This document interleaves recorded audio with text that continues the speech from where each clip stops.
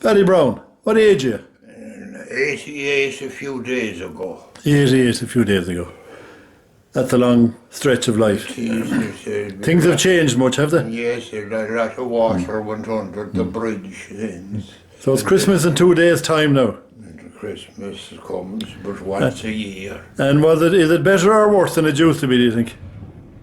Well, for some people, I suppose that think so. It's better, but to me, I think that it was celebrated in a better manner in the old days.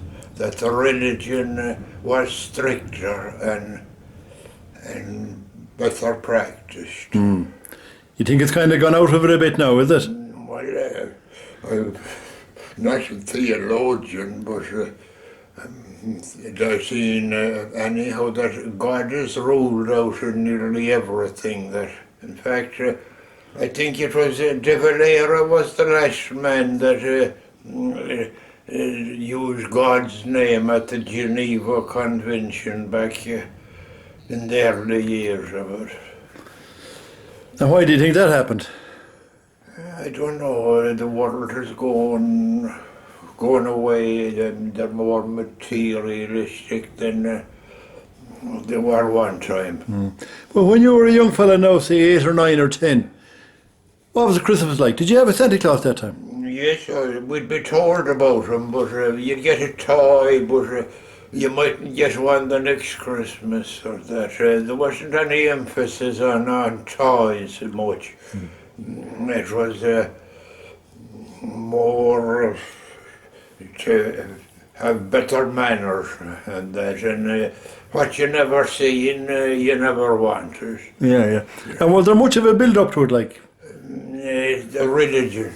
Yeah, but there wasn't shopping and all this kind of stuff, Well, the most important ones from our point of view was the market. There used to be a market in Westport. Up at the clock, there'd be ducks and geese and cocks and all them kind of things, and weighing them then and selling them. But out here then, they used to go first to the bacon factory, I think in Castlebar with them, but then later lorries used to come round and weigh them and buy them. And that'd be for the Christmas? Yes, that... and when would this all start? That'd be a week before Christmas. Only a week? It was special about a week. And there'd be ducks and everything that you could buy. But you got the thing fresh then. It was killed and then it was cooked fresh. And I'd say that's the natural way. And in your house, were you buying them or selling them? Selling all. We had a good, I suppose, about 40 hens. Well, you never could count them, to be in and out, but Rhode Island Reds. And my mother would have home, on my home from the travelling shop along with, she'd be only buying tea and sugar and maybe boot polish. They used to polish the shoes a lot them times, and starch and soap and maybe this all a lot. Would you buy them all year round? You would have to. They'd always have them in the house. But would you buy extra for Christmas or was? Well, and the travelling shop wouldn't be coming for a fortnight. Then you had to stock up. Every fortnight, once a fortnight. Every Christmas. Every Christmas. He'd take a week off. And did you have any geese or turkeys yourselves? Oh, we used to say 10 or 12. And we used to have ducks. And we used to have geese, a few geese. And had you brothers and sisters? I had one brother, he's dead now a few years. Yeah. He was older than I am.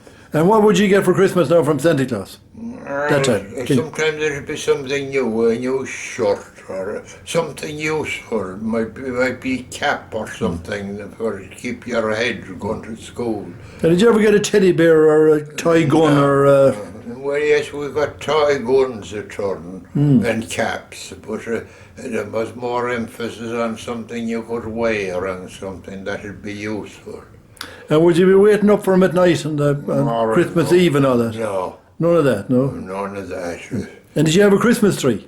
It was there'd be flowers. Flowers. And but no Christmas tree? Well, the wind is, this village then, it was a planned village. But it's in and out now, the houses were in line. And there'd be the 3 candles in every window. Okay. And the next same, Father Paul had a place back from his house and he used to come back to the field on the Christmas night to see the Rahuran lit up. And who was Father Paul? Paul what? Father Paul McLaughlin. He was parish priest here from 1919 to 1950. Well, that's a long time, isn't it? Yeah. Most unusual. I think he was the longest serving priest. He was a great character, all over Mayo and Tuam and Galway. And did you have Christmas lights, fairy lights? No, not that time. There was no electric, them trams and batteries. batteries. So they used candles instead then, yeah? A candle, and that was, and then about, I remember well, the time of the carbide lamp for the bicycle. And what was carbide lamp? The carbide, you bought it was a chemical in stone, and that was put in, screwed off this, put it down, you turned it on then, this thing here, and it let out the drop of water, and there was a valve that it would come up in and apply the match. And it was a great bicycle lamp. It's for bicycles, yeah? Yes, but and what were you lighting the houses with then? The oil lamp. Oil lamp. There used to be the hanging lamp and the wall lamp, and in some places then the candles. The oil went scarce during the war, and we used to have bogdale candles and doing the homework, going to school. And for Christmas Day dinner, what would you have? We'd have, it should be sometimes a goose or a big duck. There was, I forget the names of the ducks, but there was table ducks, they used to call them going that time. They were good for killing. There was other ones for laying. But they weren't big at all. And would you breed them yourselves or would you buy them? We'd breed them. You'd breed them, yeah. Put them down and the duck would hatch them out. And we used to sometimes put them under a hen. And it used to break the hen's heart. She'd cluck, she'd lay them off. They'd see a hole of water into it. Well, a hen doesn't go into water. That's right, and she'd be on the bank worried, but they'd come out again. So you'd hardly ever have a turkey that time, would you? They were not for eating, for sale. Just for sale. You wouldn't eat them yourselves, huh? No. Why not? Well, the mate, we never regarded it as good as the goose or a duck. So you prefer the goose or the duck? And in other places then, a salmon. Salmon? Yes. Where were you getting the salmon? They used to buy the salmon, they'd have it ordered. I Okay. think you could get them now in Hobins, out at the quay, or you could get in with a poacher. And would you be having Christmas cakes now? Yeah, there'd be a few days before the baking, it'd start. And buy your flour hearts delight. It was the best flour at the time. It was a bit dearer than the mellowcross. And the woman had started was treacle then, and lemon peel, and then there'd be sultanas, and there'd be currants. And then they'd make a fine cake over several inches high. And make several of them, and we'd be looking forward to that. That'd be used on the Christmas Eve night. Christmas Eve at that time was fast and abstinence. But the next day then was the day for the meat. And what was fast and abstinence about? And it was the same as a Friday. You couldn't eat meat or condiment soup or beef soup or that either. The religion was stricter them times. And why couldn't you eat them things? Well, it was the mortal sin. And You had to tell the priest then in confessions. what was a mortal sin? So, well, had the soul killed, you'd go straight to hell. And did you believe that, yeah? Well, we took it anyhow. It was no good taking a chance. Do you believe it now? Well, it was a commandment of the church. So yeah, most people believe it, yeah? I'd say, well, not nowadays, but the rate the country now was going and the new laws that's coming into it, that it's a middle and hard for the old timers to understand it. But like you couldn't do it then and you can do it now. Does it make you think? Yes, and the missioner, my great friend, Father Tom Cunningham, had the Holy Ghost order. He was blinded in an accident. He was in Nigeria he was lined up to be shot, and at the end then he escaped, got into the French Camerons. I was drifting 4 days and 4 nights in a boat, and got in touch then with an English missioner, and they landed him in Paris, himself and another priest, and them all beards and filth and sweat.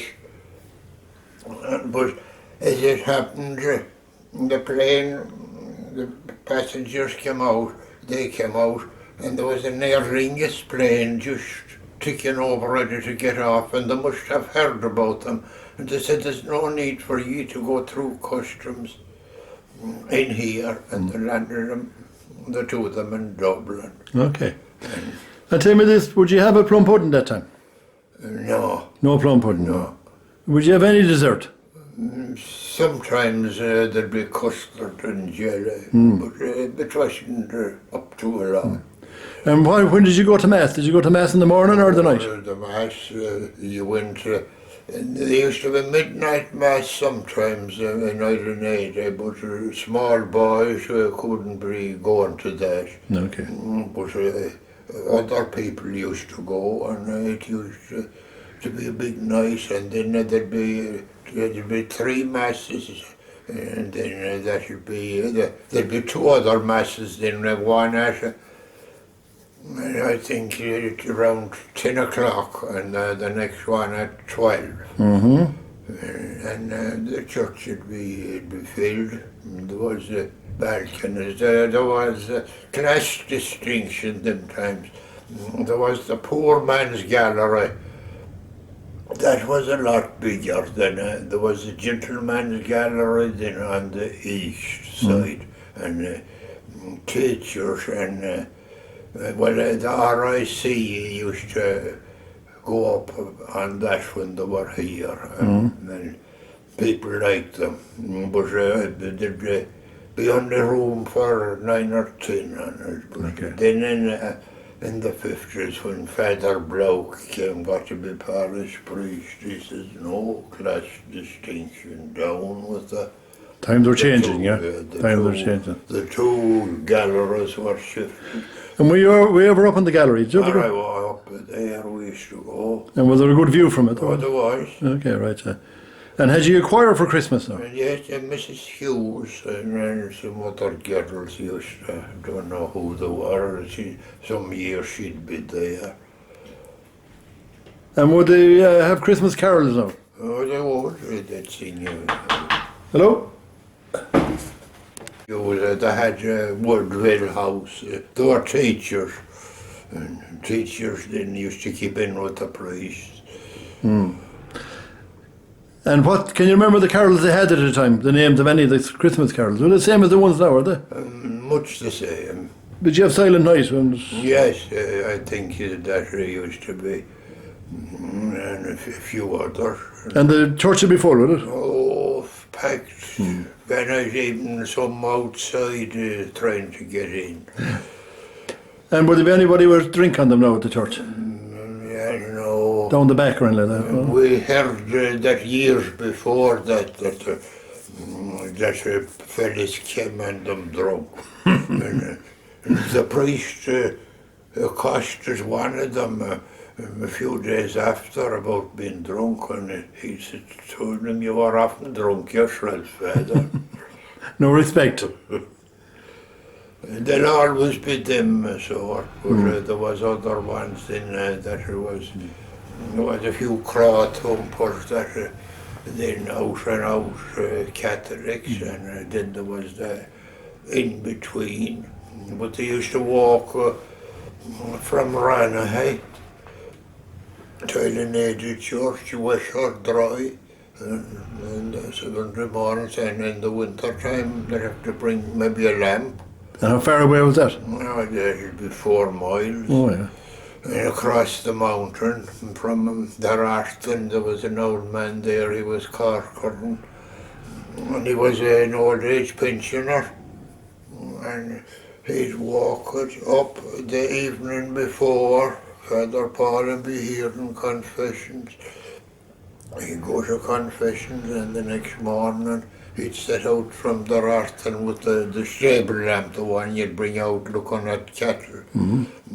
That used to guide him across the bog and the swamp.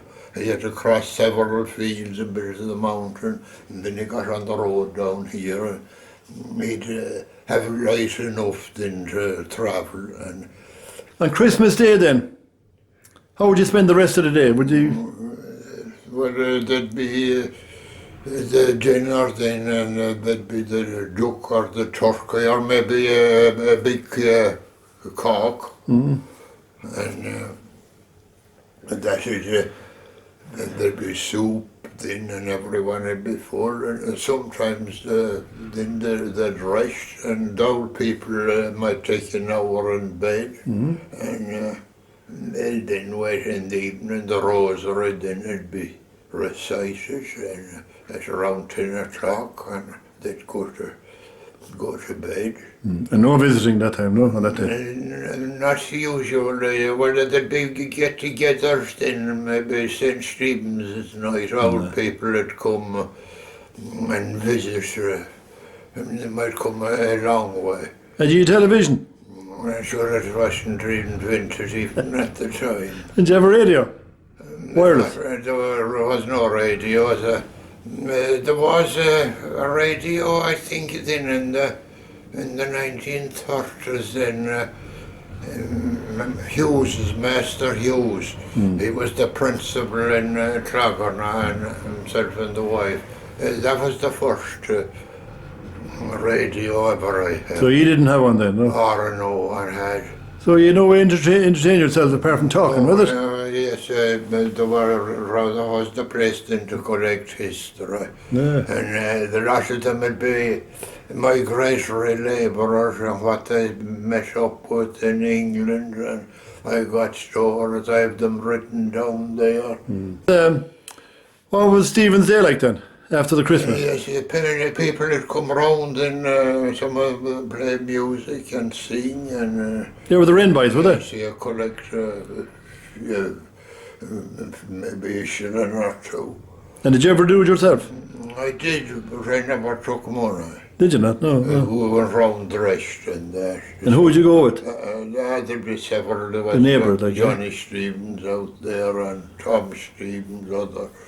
And some places they'd shut the door when they see you coming, and other places then you'd go in, and sometimes they'd put on a gramophone and there might be a half set. And would you sing now when you go in or do anything? Sometimes. Yeah. And what songs were you singing at that time? I wasn't much of a singer, but some of the others used. Can you remember any of the songs you were singing? The Cropped Boy was one. And do you know the words of that now? Good men and true. Can you sing it? I couldn't sing. Have a go at it. I'm no good at singing. Right, quote I it. know the words is good men and true in this house who dwell. To a stranger, Bohol, I pray you tell, is the priest at home, or may he be seen? I would speak a word with Father Green. The priest at home, boy, and may be seen. 'Tis easy speaking with Father Green. The boy had entered, then he went into the set of vest to the priest with his old chair. The youth has knelt to tell his sins. Nomine Dei he begins. At the siege of Ross did my father fall. At Gorey my loving brothers all. I alone am left of that name and race. I will go to Wexford and take my place. And then he waited for the absolution, and when he looked up, he heard the hustle, and the vestments were on. A yeoman captain with fiery glare and fury hoarse. Instead of a blessing, he breathed a curse. 'Twas a good thought, boy, to come here and strive. For 1 short hour is your time to live. Upon yon river 3 tinders float, the priests in one if he isn't shot.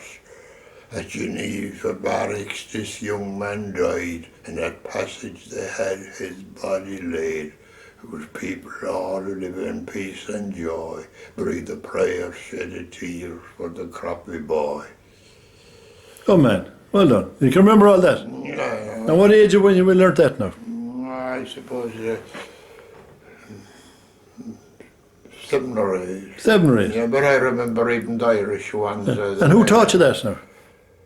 School? No, I just learned it. I know the ones, even the Irish ones, some are after us, Anna Coon and that.